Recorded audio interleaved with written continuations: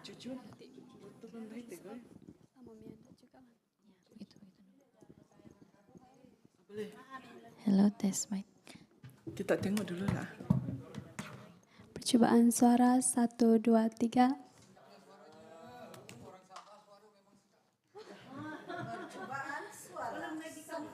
You got presentation for Yeah, we have a presentation, but I already put the what is that?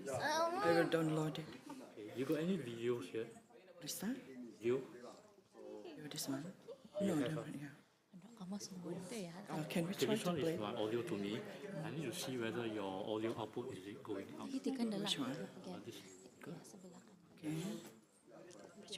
Full already. One right?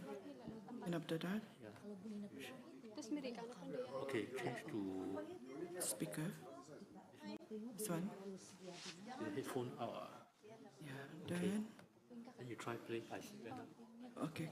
Iya, tina ya.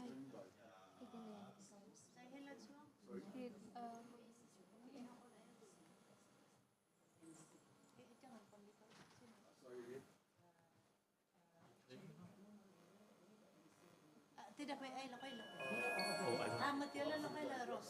Ah, Ada auto. Okay, change your output again. okay, wait lang. Speaker. Sorry. Okay. Okay, then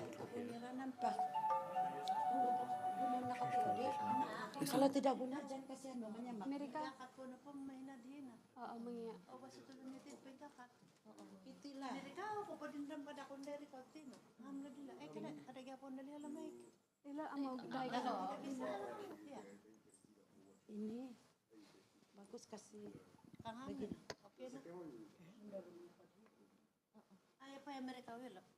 Memang kana bersedia begitu. Tapi kalau berbicara memang benar.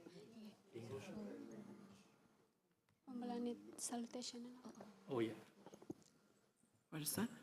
The video that's playing just now. Kopisanangan kaswabon om tabi pibabasan kumaluguan Institut Penginabasan Mongingia Kampus Ken itapantang Dr. Hamida binti Samsudin luguan Wikimedia Community User Group Malaysia gundohing Dodi Ismoyo Program Officer Education Wikimedia Foundation gundohing Salesh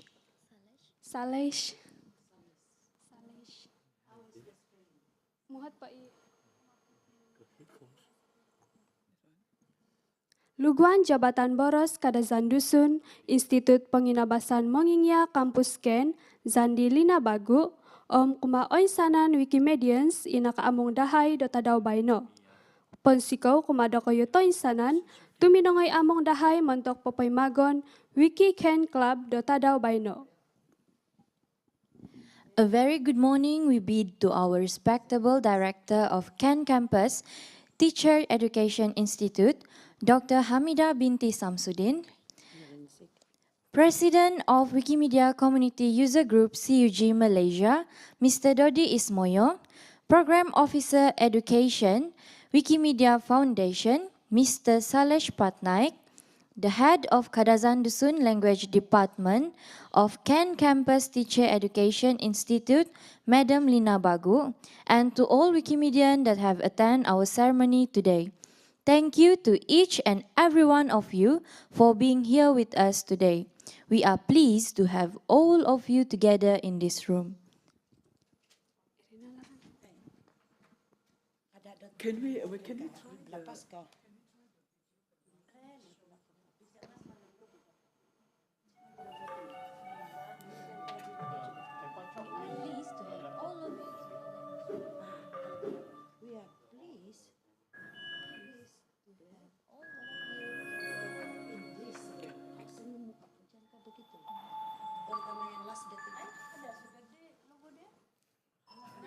Sama lang kuya.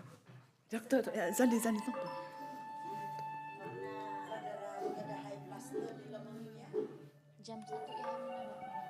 Ya. Saya lupa layu.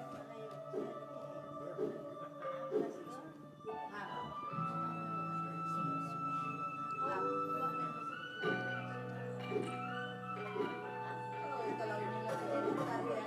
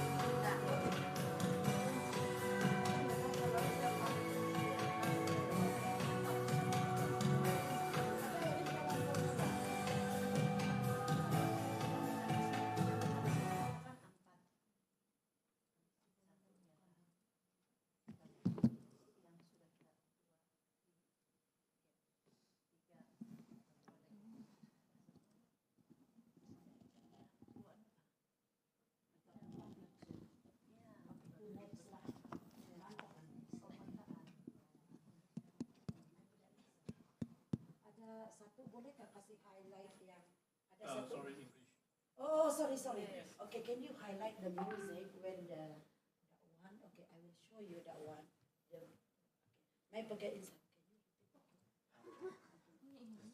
English, please. Okay.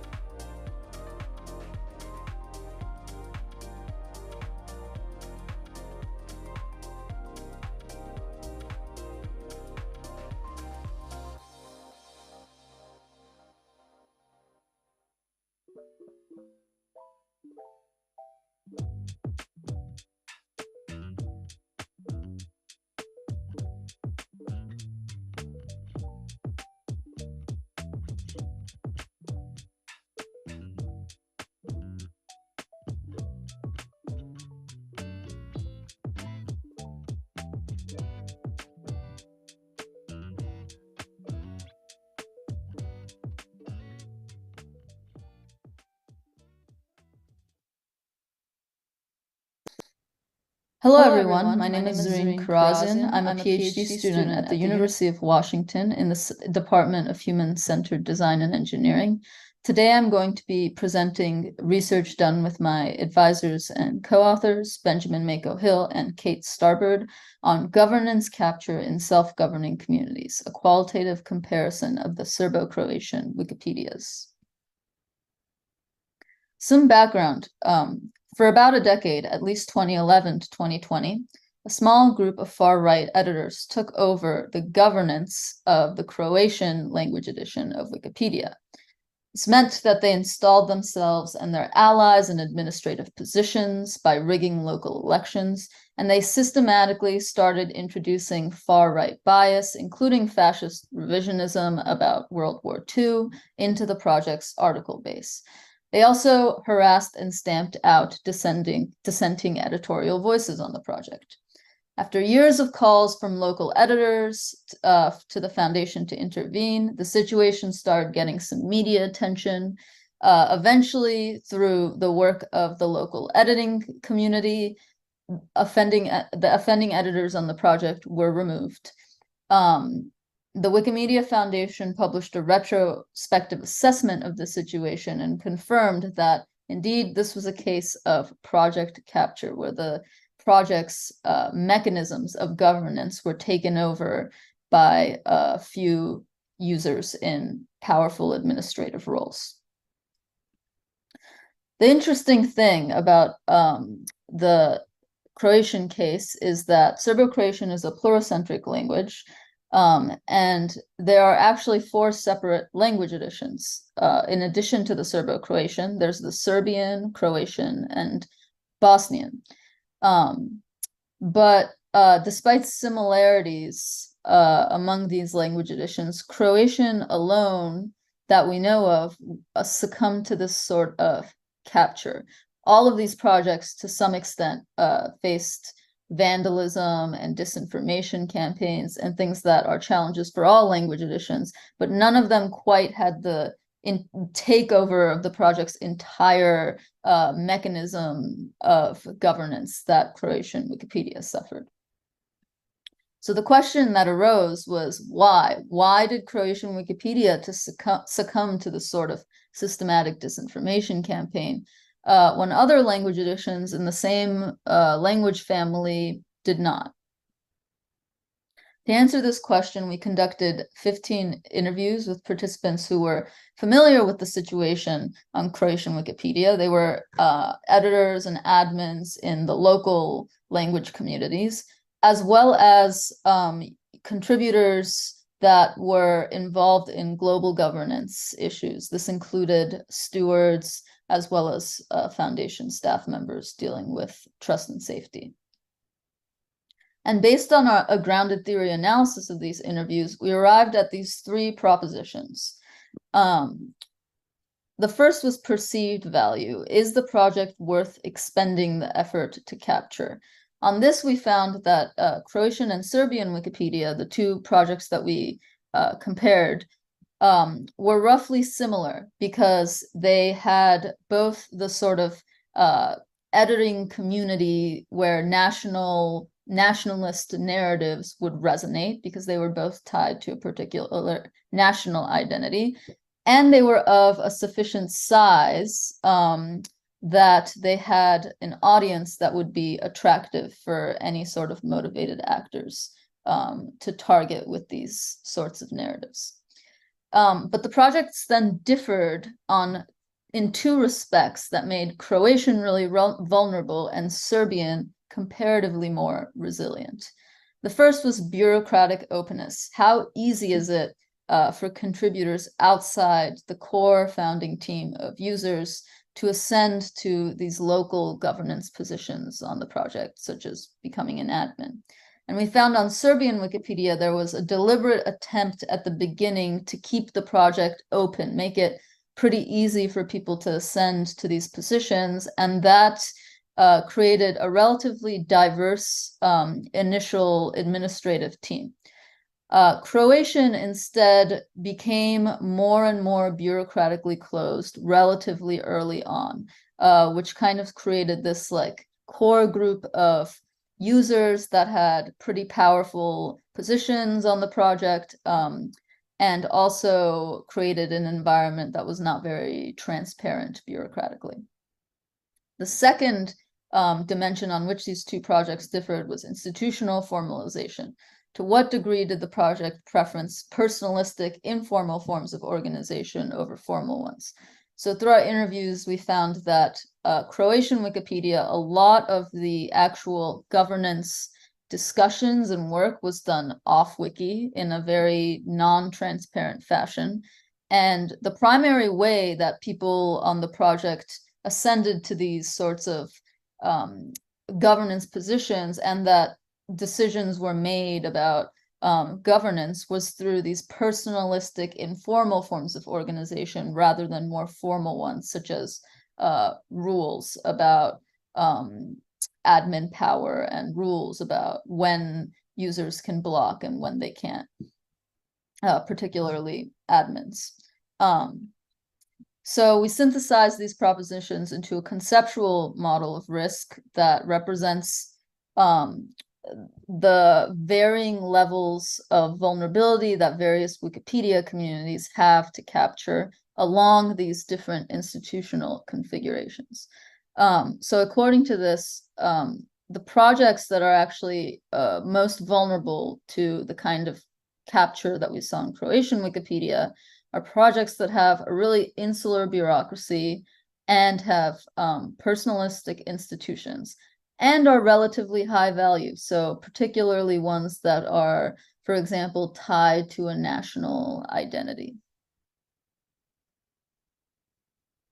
Some quotes from our participants. Croatian Wikipedia, a few participants described the system of governance on Croatian Wikipedia as very much like feudalism. One former editor on the project said, "We have admins who behave like medieval lords, and we are basically serfs." Serbian Wikipedia editors on that project described it rather differently.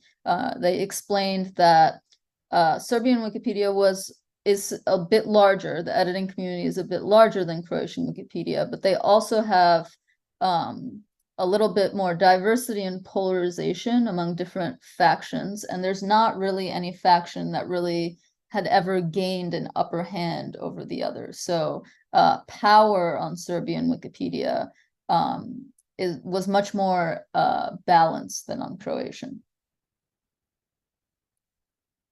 So what does this all mean for the over 300 language editions on Wikipedia? Well, the goal here is not to design power out of these socio-technical systems. I really like this quote by James Grimmelman, for example, that highlights that doing so is actually impossible. He wrote, "There is no way to redesign the technologies of social software so that technical power disappears, for the reason that it is the social power that gives the technical power its bite." But this study shows that both social and technical power can be checked, not necessarily by particular technical design choices, but by these certain governance arrangements. And so there's a lot of focus within the Wikimedia Foundation, as well as social media companies and other online communities, on developing automated tools to help deter things like vandalism or fix disinformation issues. But these tools are rather limited in that they don't address these more fundamental challenges to knowledge integrity that are rooted in that attack the very governance of these systems, or rather their mechanisms of self-governance. So more deliberate attention is needed to foster governance arrangements on these projects that support more democratic participation and decision-making. So future work for this project is going to involve conducting a quantitative study that empirically tests hypotheses derived from our three propositions across the hundreds of language editions on Wikipedia.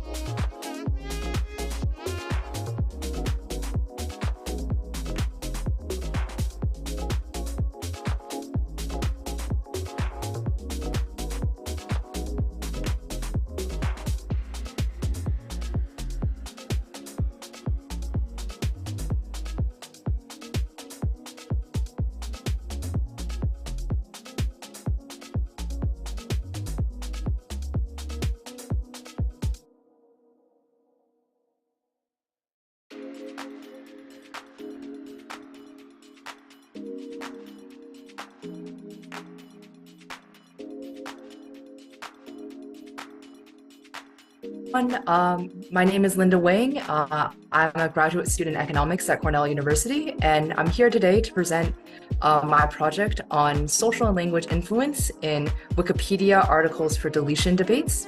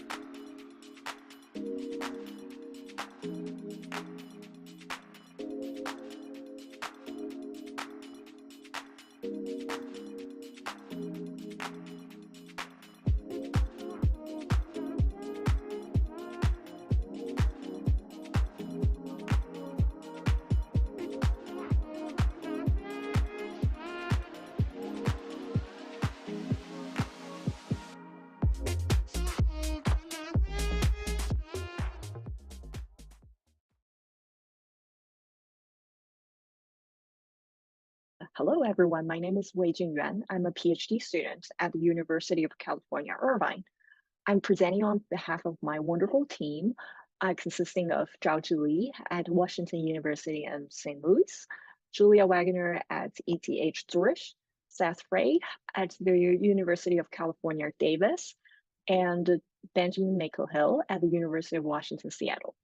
The title of our research project is One Path or Many, Policy Development and Diffusion across Wikipedia language editions. The motivation of our research project is the drive for self-governance. We know that environmental and resource constraints could drive self-governance. So do errors and lessons of community members. Therefore, we have seen a striking diversity as well as consonances in how different communities solve the same set of problems. It has been difficult for us to predict when a set of institutions will converge or diverge in terms of their solutions to the same governance challenge. That has led us to the research question. Will organizations facing a similar set of challenge build similar sets of rules? When they do converge on similar solutions, do they follow the same path to get there? How much does the policy development depend on group size, on culture, or anything else? Wikipedia has provided a great opportunity for us to study self-governance and collective action institutions. Wikipedia is a free online encyclopedia with editions in 316 languages. All these language editions are hosted by a common umbrella organization, the Wikimedia Foundation, and they share a common physical server infrastructure. Each of the Wikipedia language editions is peer-produced and self-governing. The users could write their own rules coded by languages. Wikipedia has been proved to be a productive platform for studying policy processes. The Wikipedia language editions are highly comparable collective action institutions.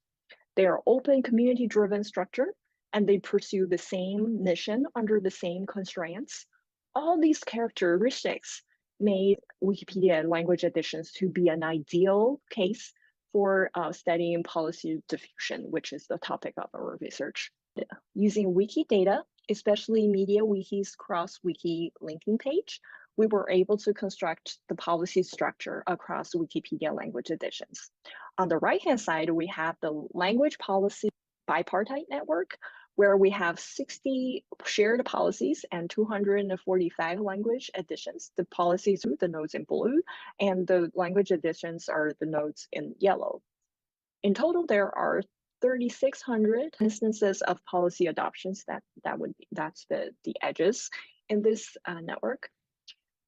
First of all, let's take a look at the policy sharing patterns. On the right-hand side, we have the one-mode projection of the policy language network. The nodes are wiki language editions. The edges are weighted by the number of shared policies. The network is very tightly connected, and in the core, there are 30 fully connected language editions sharing at least 37 policies with one another. The English edition has adopted nearly all the policies that are shared across editions. We did not find no evidence of clustering based on cultural traditions, though. And secondly, we move on to looking at the drives for the order of adoption. This figure shows that popularity actually drives the order of adoption. On the x-axis, we have the order of policy creation within Wiki, and on the y-axis, we have popularity rank. The figure shows that the more popular a policy is, the sooner it will be adopted within Wikipedia language edition. And thirdly, we took a look at the sequence of policy adoption. A sequence clustering analysis shows that despite the variations, we have found a relatively strong policy adoption of sequence. That means we have found generally a common path for Wikipedia language editions to adopt policies. This could be explained by shared constraints, for example, resource limits, shared mission, constitutional structure. A common policy adoption path suggests that these shared constraints may play a larger role than edition-specific constraints. In conclusion, Wikipedia provides a rare case of highly comparable policy systems developing in parallel, which enables us to test the theories of policy development. Our analysis has found that policies are widely shared among different language editions. There's little evidence of policy adoption based on cultural traditions. And we have found that policy adoption is mainly driven by popularity. A sequence analysis reveals that we have a single developmental path across all these Wikipedia language editions. I want to note that our analysis only look at shared policies. That means we could only answer questions like when a policy get diffused, how it got diffused, right? We cannot answer questions like among all the policies, why some of them got diffused as others did not. To pursue the latter question, we would need to collect a more comprehensive set of policy, including not just the shared policies, but also policies that are unique to certain Wikipedia editions. And secondly, I want to note that our analysis is based on the fact of policy. We didn't go into the content of the policy. It's very possible that even though two Wikipedia editions have the same policy under the same name, the rules written under this policy could be completely contradictory, right? We would need to have future studies looking more into that. Thirdly, we were also wondering about the generalizability of policy adoption patterns we found on Wikipedia. How would that apply to, for example, policy adoption across political institutions? Would that be different? Would we still be seeing a common path, right, across different political institutions?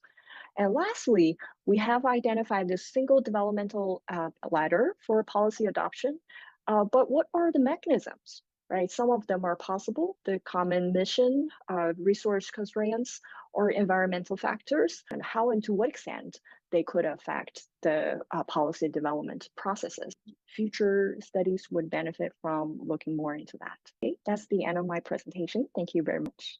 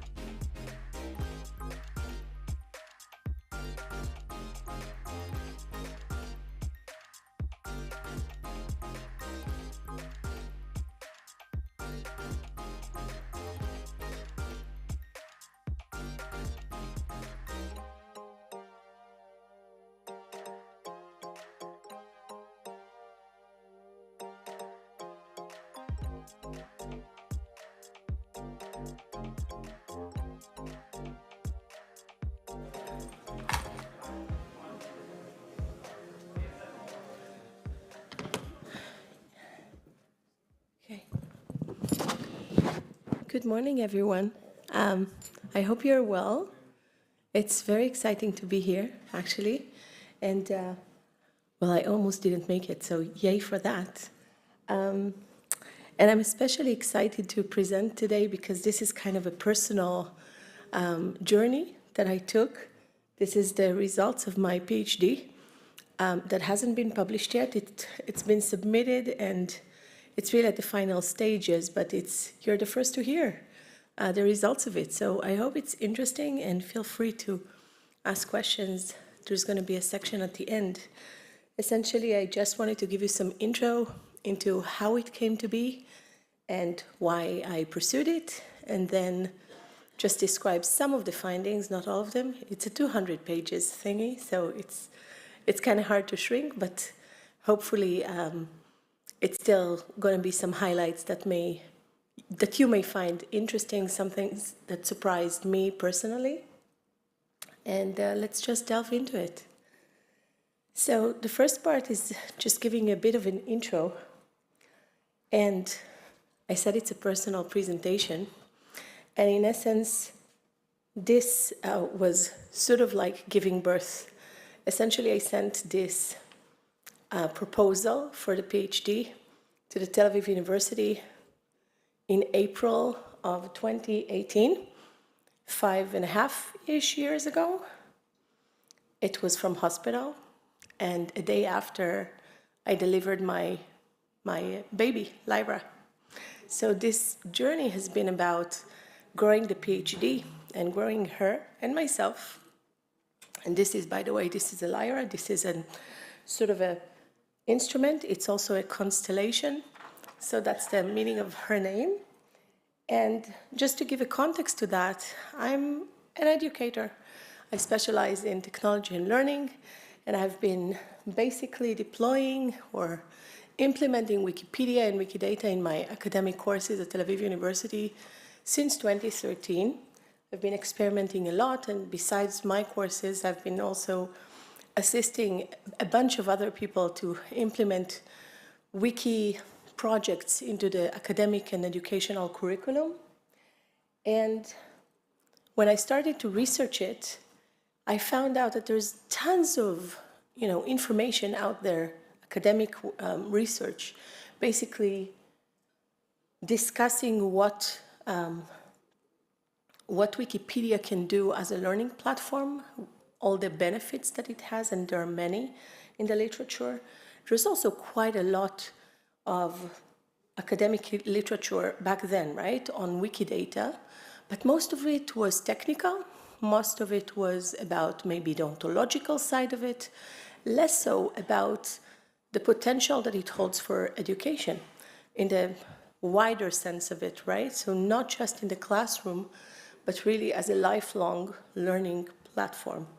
And that is what interests me. And so I submitted a proposal at the beginning of the academic year of 2017-2018. And in April, I submitted it right from hospital. It was approved in August. And so the next year, in September, I started this journey. And this wasn't just my journey. It was a journey with this community, actually, without whom this research would not be possible. And when I started out, almost one of the first things that I did after the literature review and all of that, and looking at the lit, is create this conceptual framework. This is at the beginning of the way, back in 2017, is how I imagined this platform operates. So from where I was looking, I said, okay, we have this technological platform, amazing. We interact with it in various ways. Back then, I thought, oh, there are probably two main interactions, right? Like data curation when we add information to the platform, just like with Wikipedia. And there's also data extraction when we try to query Wikidata or extract information from it. So at the beginning of the road, these were the two main things that I saw. And I said, well, maybe probably there are going to be other interactions that we do with the platform, but these are the two main ones. And from these interactions come out uses. I mean, people use the platform in various ways. And I was assuming that from these interactions, learning happens. Also, looking at the literature, I said, it looks like there are 4 different things, aspects that influence this learning or these interactions. And I mapped motivations and the skills that users have as internal aspects that influence this interaction. And I mapped the community and the technology itself as external things that may influence this interaction. So this was my conceptual framework. This is how I thought it worked at the beginning, back then in 2017. And essentially, interactions lead to uses that lead to learning. That was the sequence that I thought things were happening at. And that kind of led to 4 main research topics. I mean, under each topic that you see here, there are multiple questions in the PhD. I didn't want to put too much into it, but just to give you an essence. The first one, it really correlates to the conceptual framework. So the first one was just saying, okay, there are uses out there. We have no literature about it. Let's just map for as a first step, what is out there? Like, what are the different uses? What are the projects that people have been doing around the world? And let's extract uses from them. And also let's look at the benefits and challenges that these early adapters of the platforms have been finding. And that was the first research questions. The second was about the interactions themselves. So let's map these interactions. Are there really just two, or maybe there are others that we need to kind of know about to understand it better? So the second was about the user interactions and how the user is actually engaging with the platform, perceiving their learning potential. The third one was about these four aspects that I thought was influencing the interactions, the motivations and skills, the internal ones, and the technology, the technological platform itself, and the community around it as external influences. That was the third thing that I wanted to look at. And then the last research question was about having a holistic view, right? Looking at this whole conceptual framework that I showcased here and checking statistically if, am I right? Are my assumptions correct in looking at the different connections between all of these components that I knew existed for sure because I was part of the community. I knew that people are doing amazing projects. I knew that they're interacting with the platform. I knew that learning was happening, but I wasn't sure about these relationships. So these were the four research questions, and I took in terms of the methodology, I'm not going to delve into it because it's quite boring, but I do have to say that it was a mixed method. It was mainly qualitative in essence, but I tried to have as much as quantitative data as I could. And essentially I had 3 phases for collecting data and then analyzing them. So I started out with an exploratory, as we usually do in long-term research projects like this one, and I interviewed 7 well-known people from this community and the projects that they were doing, and that was the first phase, and really analyzed to hell everything that they said in these interviews. Then I devised a questionnaire, and 120 people, 121 actually, from the global community filled it out, which was amazing. I didn't expect it. Originally, I thought I'll have a bit less. And then out of that, almost 60 interviews, which is usually, it's a high number for a PhD, usually 5, 10 interviews if you really want to. But I felt like I need to do more, and I ended up interviewing half of the people who actually participated. And you can see, if that's interesting to you, that the questionnaire was quite long. It was 71 questions dealing with these different aspects that I mentioned before, the interactions, the motivation, skills, technology, and community, and also some personal data, because I was interested to learn if there may be, if I can learn something about where people come from, if they have specific skills, background that is helpful, etc. So I was interested in that socio-demographic aspect of it as well. And just to give you a highlight, plus minus, I had 67% male and 30% women, which is better than the rate that we usually have for editors in Wikipedia, so I was happy about that. I was happy I was able to recruit women. And you can see a small map below showcasing where these people came from around the world. So I really made an effort to be inclusive on various levels and just include people from different places in the world. And this is, in essence, the intro. So let's talk a bit about what I found. It's a lot. And I'm going to say a disclaimer. Because you're Wikimedians, and I know some of you are really interested in the topic, and I've received questions in advance and people wanting to know and learn, these slides include much more details than what I'm going to talk about right now. And that's for you to be able to delve in later on into some more details if that interests you. So I'm going to go very quick over the 3 first research questions and delve into the last one of the holistic views of whether I was right about the connections, etc., and some of the findings that I thought are interesting. So in essence, with the first question of just mapping up the uses, the benefits and challenges, we did that.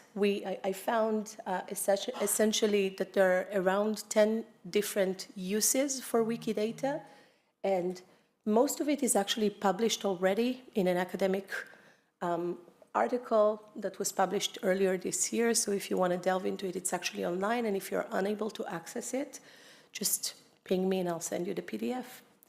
I wish I was able to publish it open access, that's in parentheses, but it costs really a lot of money. So I wasn't able to do that at this point in my academic career. In terms of the interactions themselves, I can say really on a very high level that many people that are interacting with the platform find it very useful in terms of learning. I've mapped specifically what happens in data curation and data extraction processes, and actually compared what happens if you do interact with the platform in data curation or not, and the results were quite significant. If you interact either in data curation or data extraction, learning will happen much more than if you don't. And then part of that question was just mapping additional insights that people had from the interviews, right? Because the interviews were semi-structured, unlike the questionnaire that had very specific questions. So I was able to tap into people's minds and what interests them, and there were 4 main topics that came out that were not part of what I mapped originally in the questionnaire. And the first was about the really complex workflows. And again, I'm not going to delve into them, but if that is interesting to you, save it for a question that is coming up. The second theme was introduction to newcomers, that is still very complex and need to be addressed. Then there was an aspect, a theme that kept recurring about using Wikidata in the classroom as a learning platform in the context of education or academia.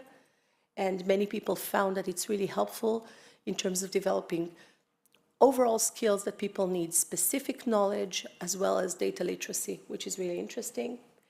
And there is also, because these are Wikimedians, and I also asked, there was another theme, the last one that I mapped, that it was outside the scope of the questionnaire, was suggested changes to the platform. This was basically, if you had the key to the realm, the keys to the realm, what would you change in the platform and why? And many people had lots of insights about the UX, about tools, about various really interesting things. I want to jump to, I then mapped, of course, the 4 aspects that I mentioned. So the motivations, the skills, the community, and the technology. With each of them, there were multiple mapping. Some of it came from the questionnaire, some of it was mapped from interviews, but I'm going to skip it, and if you want to delve into it, you can look at it after. And I want to move to the 4th question of looking at an overview at the conceptual framework that I had. And what I found is that there are specific correlations between different components that I didn't really expect. Funny enough, well, it's not really surprising, it's also in the literature, actually, but motivation seemed to be a really strong component. It's connecting to both learning processes and the community itself. So these were the 2 strongest correlations that I found. Interestingly enough, the skills people had before they joined were not necessarily correlated, which I think is excellent news, because that means it doesn't matter what the skill set you have where you enter the room. Yes, it can be helpful, but it is not necessarily indicative of whether or not you'll learn. So in essence, whatever the skills you have, whatever background you have, if you continue at it and you persist, you will learn new things through these platforms, and you will improve your knowledge and skills. And I want to jump to some of the predictions. So again, there was an assumption that interactions lead to uses that lead to learning, and that there are these 4 aspects that influence it. And I did something that is called directional analysis, and I just wanted to see if indeed these four influencing aspects could really predict learning. What do you say? What do you think that I found? Just from the instinct of you using Wikidata. Any thoughts in the room? Yeah. I'm guessing users start first, and then it leads to interactions and then learning. Interesting. Okay. So what I found is that motivations, technology, and community can positively predict learning, with motivation being the most influential. I thought that was interesting. And again, the role of skills is not critical for predicting learning. That is what we saw from the prediction analysis. And I think I've talked about that.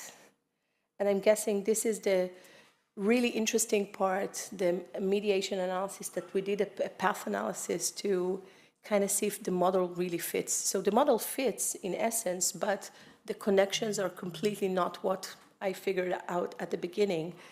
And I guess what we figured out is that there are interrelations that we didn't expect at the beginning, that I didn't see, like I saw at the beginning, like a very clear sequence of events. And it turns out that some of the influencing factors are directly influencing learning, which I think is interesting. And one of the key things out of this was that the community came out as a really strong component in predicting learning. And by far, it means that the more that you're connected to the community, the more likely you'll learn stuff. So the community, again, is a really strong component in this. And I guess it would be easier to see it visually, right? So this was the beginning of the journey. This is how I thought the sequence works. But really, it's more like this, right? Like there are specific things that influence directly. You can see the green is the correlations. The purples are predictions, like what can predict what. And you can see some direct links that do not go through interactions. It's just directly, motivation directly influence learning, etc. And there's also some reverse prediction that, again, I didn't expect. So it completely changed the way that I saw the model at the beginning, which was, I thought, a nice surprise. And I want to share a few things that I found out in the or talked about in the discussion after I mapped out all the different findings. And first of all, again, it seems like there are interrelations. It's a complex picture. It's not necessarily in a specific sequence as we expected, and everything kind of influences everything else. It's like an ecosystem.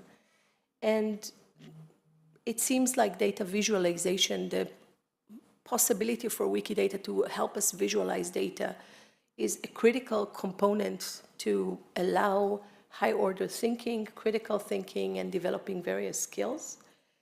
It also mapped various challenges with the platform, so it's not that I'm saying this platform is perfect. Absolutely not. There have been a lot of discussion in the PhD about the challenges and the issues that we have. But I would say very clearly it comes out that it does help to improve both digital and data literacy, to improve it. And in essence, it is an important component in open education that is sort of an untapped potential. And we need many more people to actually engage with it than we have so far. In the conclusion, I actually map the value of Wikidata for the world, and I think I'm going to skip it because for you Wikimedians or Wikidatans, this would make perfect sense.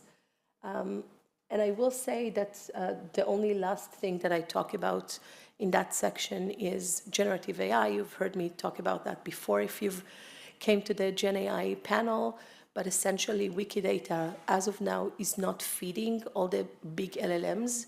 So there is a whole component that needs to be addressed of connecting linked open data in general and Wikidata specifically to the realm of large language models and the whole idea of generative AI. And we need to explore further how we can use these generative AI tools in order to enhance our work. Some of it we're already seeing, or at least I'm already seeing in my classroom, for instance, by telling my students. So one of the things that I mapped before was that, learning Sparkle is a huge threshold for people. It's very difficult for them to learn, to understand, and it's preventing people from actually being able to use the platform properly. And now we can simply go to ChatGPT and say, write me a Sparkle query that does ABCD, and it will produce most of the times a really decent code.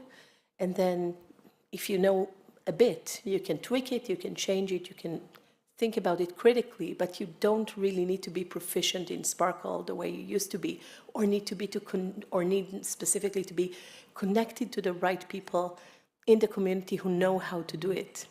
So this was that, and there's a bunch of suggestions at the end of my research for future research that need to happen, from implementing, from first of all rechecking the model, the new model that I came up with, to actually implementing Wikidata on a wider range around the world, specifically addressing challenges that we've seen, further exploring Wikibase, further exploring reliability and bias in Wikidata, and really harnessing new technologies to what we do. So all this needs to still happen.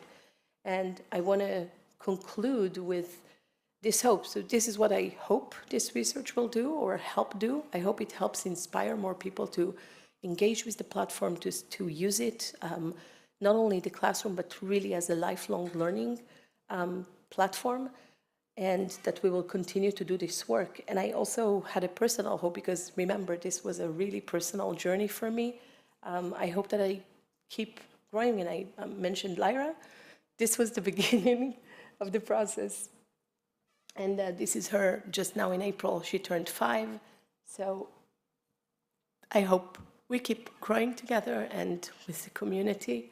And that is it. I want to move to the Q&A and open the floor for questions.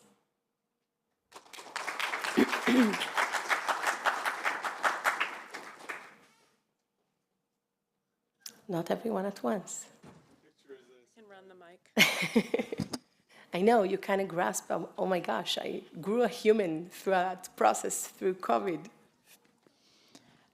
This is Leila, Wikimedia Foundation Research Team. Thank you so much for your presentation. I have a question about the motivation types that you considered. Can you break it down and speak to what kind of motivations did you consider in your research?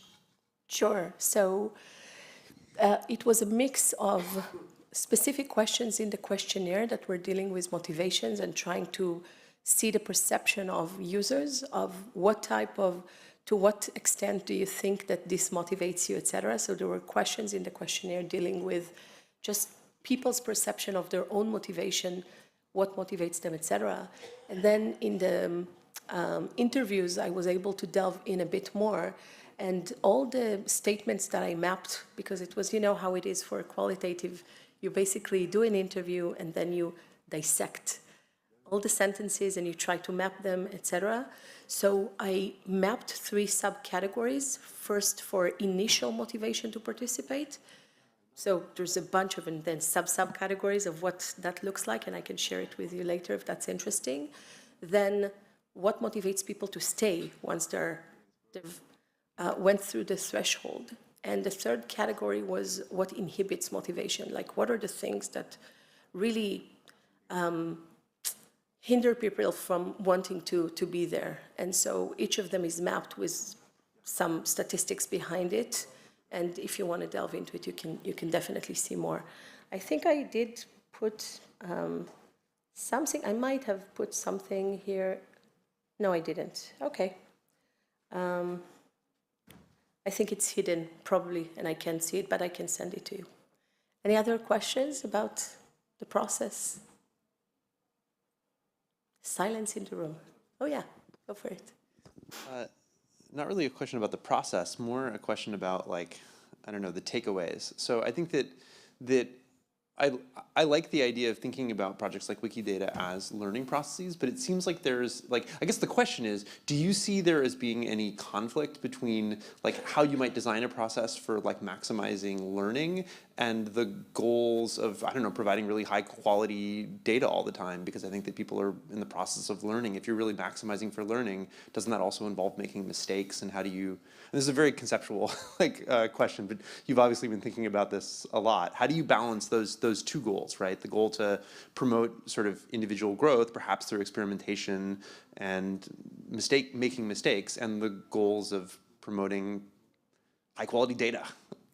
Yeah, I think that's a really valid concern, and really there's no hiding from it. Like, it's not something that we can skip over. Part of learning, and actually some would claim in the literature and beyond, just common sense, right, and experience in life, the mistakes we make sometimes are the best, or the moments where we learn most. So I wouldn't necessarily avoid mistakes. Mistakes are part of any project, and anyone who's designing a project should include portions to deal with mistakes and to deal with what can go wrong. And, you know, so designing for a, I would say, optimistic process would include time for review, time for evaluation and iteration on whatever it is that you're doing. Not including it and assuming everything is going to go smoothly is a recipe for failure, in essence, in my mind. So I think from what I've seen, the people who design in their process of implementing Wikidata as a learning platform, some time for iterations, for questions, for feedback, for interaction is most successful. And I think one of the key findings here, the strength of the community in this case, in this specific case, of how, and think about it in the context of Wikipedia that has the exact opposite reputation, right, of being sometimes notorious for not being welcoming, etc. And it seems like for Wikidata, it's the opposite. It's the community is a huge, huge component of succeeding in the platform. So the more you're connected to other people who've been doing it, learning from how they model stuff. Modeling has been a huge issue throughout the, I didn't have a chance to get into it today, but it really stood out as one of the things that people grapple with, as well as lack of tools, documentation, you know, all of that. I mean, these are things that any Wikimedia and any Wikidatan would know, but really it's about just making sure that you are tapping to the community as an actual resource that can help you throughout your learning process. And it seems like the community is absolutely enhancing it, and many people, apropos motivations and Leila's question, one of the main components that I thought was really interesting in terms of initial motivation, and actually I can flag a staff here just because he's here. I think a huge portion of what I saw in the research came from his sort of campaign to teach the global community about Wikidata, and many marked, you know, coming to a conference or doing a workshop as a really key motivator to start. So community is huge, designed for mistakes, and learning is actually happening in various levels. It was quite amazing to see. Last questions? Because I think we need to go on a break. Yeah, we'll take two more? these two very quickly. Then we'll go move to a break. But we do have Mako also. You were part of the two of the pre-recorded videos this morning, or just the? Yeah. So we can also take maybe a couple questions from Mako during the break if people want to stick around. Hi, Jonathan Friend from Wikimedia Deutschland. We're be very interested in the onboarding new people and understanding what keeps them. So thank you very much for that. We mentioned the generative AI, and we talked about it yesterday, and I was wondering if you had known about any projects that were trying to use it and how they were unable to succeed. You mean trying to use generative AI? Let's just say machine learning in general. So there needs to be a disclaimer, right? Because the time that I actually collected data was way before this happened, this whole Gen AI, and it kind of came about when I was in the final stages of data analysis and actually writing the dissertation.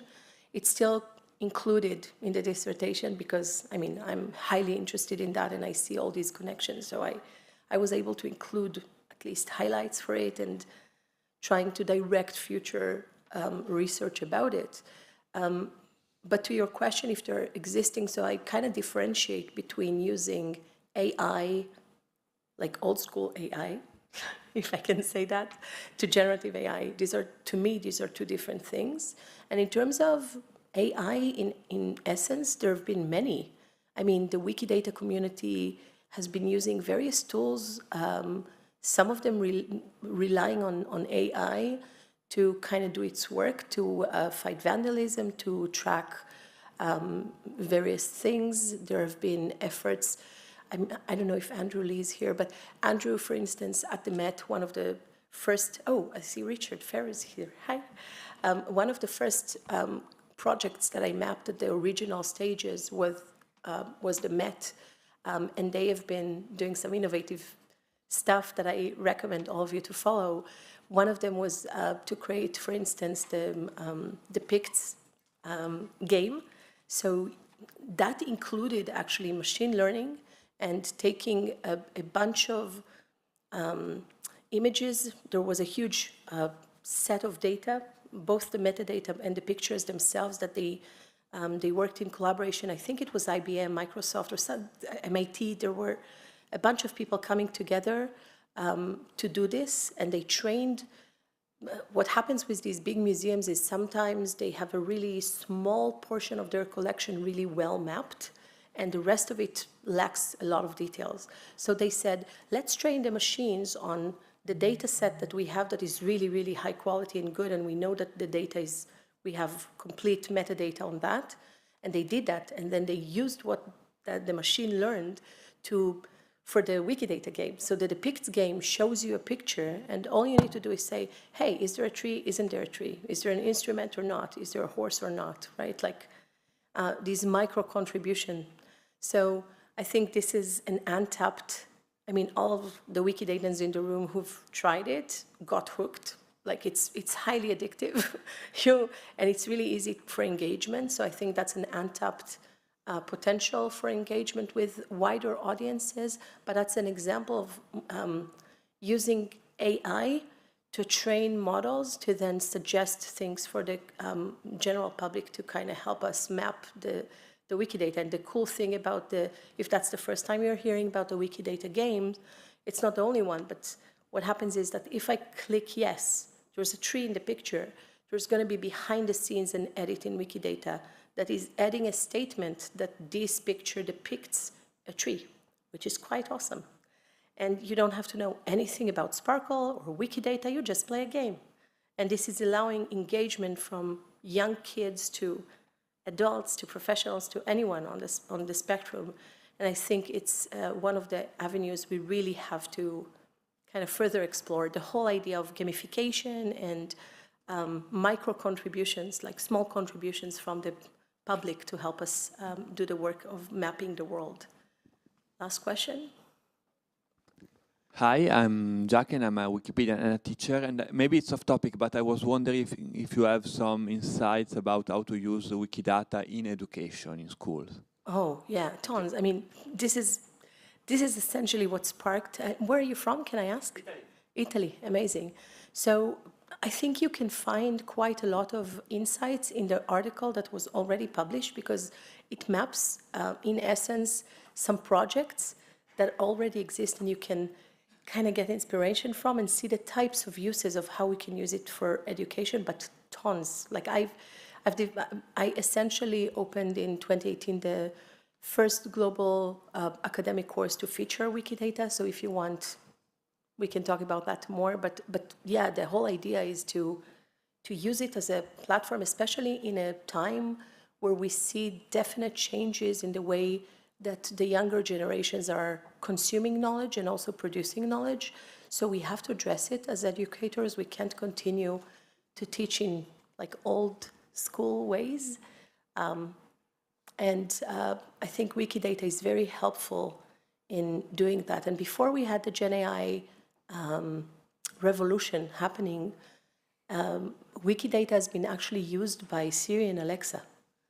So people were using it without knowing, and growingly, in essence, where when you requested things from Siri or Alexa, it would more likely bring the result from Wikidata than from Wikipedia. So there's a whole generation out there that has actually been using it without knowing, and now it changes with Gen AI, and we need to address it like globally. But yeah, it's just a tool to enhance data literacy and make sure that people understand the meaning of data and engage with it in ways that can enhance learning and learn in a context. There are amazing, this article maps different uses that I think you'll find very compelling, including learning in context, like the ability, for instance, to create timelines that allow you to see the Prado. You come from the Spanish-speaking world, sort of, so the Prado Museum, and some of you may know Histropedia, but the Histropedia guys actually helped the Prado Museum develop multiple timelines for their museum, so you can actually really learn from context, in a context, so you can see the artifact from the museum, but you can choose what happened in philosophy in that period and what happened in, and suddenly you can see a period, and you can see what happened, you can see something in context, and you can unravel connections that you didn't know were there because it's linked data. So all sorts of things like that that really change the interactions between human and knowledge from where I stand, and are essential for anyone doing work in the 21st century. And with that, I want to thank you all for listening and joining my journey. We'll take a break, and I hope you have a good rest of the day. Thank you. If you have questions for Mako over the next 5 minutes of the break, come hang out over here and we'll get started again in a little bit. Thank you.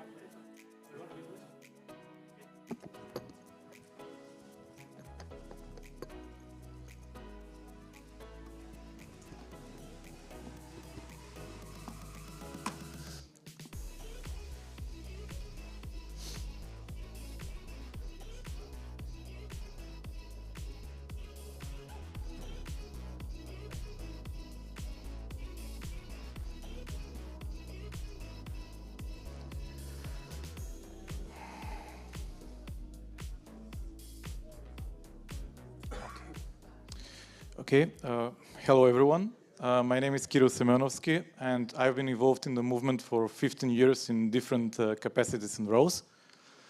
Today I'm going to present a research on the content of the Wikimedia projects as a free knowledge. As an economist, I've been always wondering,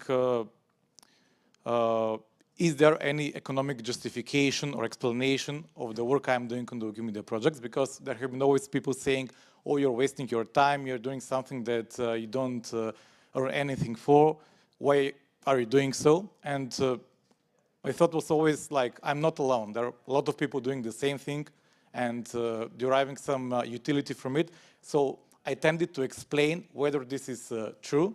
Is there any economic justification? And is the work that I'm producing actually really freely accessible to anyone in the world? So free knowledge is commonly thought as, but in practice it's not a pure public good. And while it's perfectly non-rivalrous, meaning that if I know something, I don't prevent anyone else to have the same knowledge. For example, if I know that Singapore is an island country in Southeast Asia, that knowledge doesn't prevent anyone else to acquire the same knowledge. But the problem comes with the excludability, and this is what makes free knowledge not a pure public good. This is mostly driven by different factors, which are related to the limitation of access, and is driven by economic, institutional, and social factors. So the result is that less people can consume the free knowledge, and also at the same time less people can produce. And in economics, that creates economic inefficiency. So the main research questions here are, why is the free knowledge not a pure public good? Then what are the implications of the impurity? How this impurity can be measured? And what are the implications of it? How big are the implications across countries? And what are the driving factors that lead to this impurity? So at the beginning, I'm going to define what's the difference between a pure and an impure public good. Then I'm going to use this knowledge to develop a model on free knowledge. I also introduced the concept of an invisible text as a measure of excludability. And at the end, I'm calibrating the model with data from the Wikimedia projects in order to study how big are the impurities, or how big is the invisible text across countries. So why is this so important? It's actually included in the Wikimedia vision. Imagine a world in which every single person on the planet is given free access to the sum of all human knowledge. The line, every single person on the planet is given free access, actually refers to non-excludability. So the ultimate goal of the Wikimedia movement is to make the content on the Wikimedia projects a pure public good. So publicly accessible to anyone. Okay. The economic literature on this topic, especially on free knowledge, is pretty scarce. But there are many papers on the contribution to public goods. I'm not going to delve too much on this, and I'll just explain that a must-read is the warm glow theory by Andreoni, developed by the end of the 80s and in the early 90s. He opines that people are impure altruists, and they're not driven by their desire to contribute, but also because of the joy that they have while contributing to the public goods. I also strongly recommend the fairness and reciprocity models by Rabin and Fair. These are very interesting because if a person wants to contribute to a public good, then that person also expects to get something from the other side. That's called reciprocity, and it's very interesting. And in recent times, there are also many models and theories developed around the social image and the pro-social behavior, understanding the social motives that drive people to contribute to public goods. With regards to the Wikimedia projects, I have seen only a couple of papers. The one by Zhang and Zhu is published in a reputable peer-reviewed journal in economics. It consists of a natural experiment on the Chinese Wikipedia after it was blocked in order to study how the behavior of the editors changed as a result of the block. This paper by Algan and a group of authors was presented at Wikimania 2014 in London. It also consists of an experiment, but it's an online experiment about the public goods game in producing the Wikimedia content. So I begin with explaining what is a pure and what an impure public good. I assume that there is a good G in the economy with two properties. The first one is excludability, and the second one, rivalry. So these are the main properties of the public goods.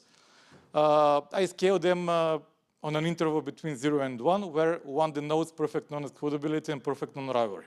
I also assume that almost every good in the economy has a complementary good C, so that its excludability is not only a function of its price, but also of the access to its complementary good. For example, if I have an online newspaper subscription, but I don't have a computer, then the subscription is worthless. Even though I don't need to pay the price, I cannot access the newspaper because I don't have a computer to do it. So I assume that every complementary good has a price which is the lowest price that some individuals cannot afford to pay. So every price below this price means that the good is non-excludable, because every person in the economy, in the world, can pay that price and can access the good. So technically, the excludability is a function of this price. It is the highest level of excludability at which there are individuals who cannot access the good. So this is the eta headed above, eta overlined. In the same way, I can also define the break-even point of rivalry. This is the rho overlined, which is the highest level of rivalry at which there are individuals who cannot consume the good. And here is a very nice definition about what is a pure and what an impure good. Technically, a pure good is one which has which is perfectly non-rivalrous and perfectly non-excludable. It has the values of 1. An impure public good is one which is not perfectly non-rivalrous or perfectly non-excludable, but it still has values above these threshold values, while a private good is one which is either excludable or rivalrous, and it has at least one of these values which is lower than the threshold values. So on this chart, the green area on the top right corner actually represents the public good area. So if the combination of values of rivalry and excludability is located there, puts the good there, then the good is a public good. If it's not, then it's a private good. So why is this important in the context of the good G? Because a public good G is pure if it's perfectly non-rivalrous, its price is equal to 0, and if the complementary good is a public good. And it's an impure public good if it's perfectly non-rivalrous, it's free of charge, its price equals to 0, and the complementary good is a private good. By applying mathematical induction, this can be easily extended to the case of infinitely many complementary goods. So a public good needs to be pure, can be pure if and only if, for each sequence of complementary goods, all of them are public goods. If at least one of them is a private good, then the public good G is an impure public good. And here is a very nice implication of this. That's that individuals who cannot afford to pay for one in the network of the complementary goods, they can also not access the public good, the primary public good. So to illustrate this better, for example, let's take the Wikimedia content and assume that it has 3 complementary goods. The first one is the internet access. The second one are the IT skills that the people need to possess in order to access the Wikimedia content, and also the literacy, which is also important to read the content on the projects. And if at least one of these complementary goods fails to be a public good, then the content of the Wikimedia projects will not be a pure public good. Okay, so let's move on to the development of the model. I assume that the economic environment consists of a finite number of individuals, and they operate in a discrete and infinite time. But the production of free knowledge takes place in a continuous time setting. I also assume that every person has a leisure time age, which they decide to divide on consuming free knowledge and also contributing to the production of free knowledge.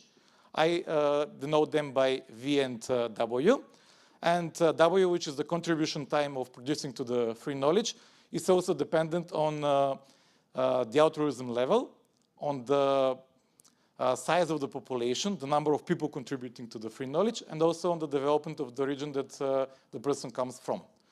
I think here it's very important to explain the altruism level, which can take values equal to 0, which denotes the case of an egoist, and value greater than 0, which denotes the person, the state of an altruist. In case this z is equal to 0, it means that the time that the person spends to contribute to the free knowledge equals to 0. And this definition helps to divide the population into two groups. The first one consists of people contributing and producing the free knowledge. And the second one is the group of free riders, only the people who consume the free knowledge but not contribute to its production. So each person contributing to the production of free knowledge has an individual share, which is denoted by J, and it's a function by G, it's a function by the time that the person spends and the productivity rate to producing the knowledge. And then by this function, the total amount of free knowledge produced in the economy can be easily expressed. It's very important that all these components of the function of free knowledge are independent so that it can be decomposed in three parts. The first one is the individual production by each individual in the economy.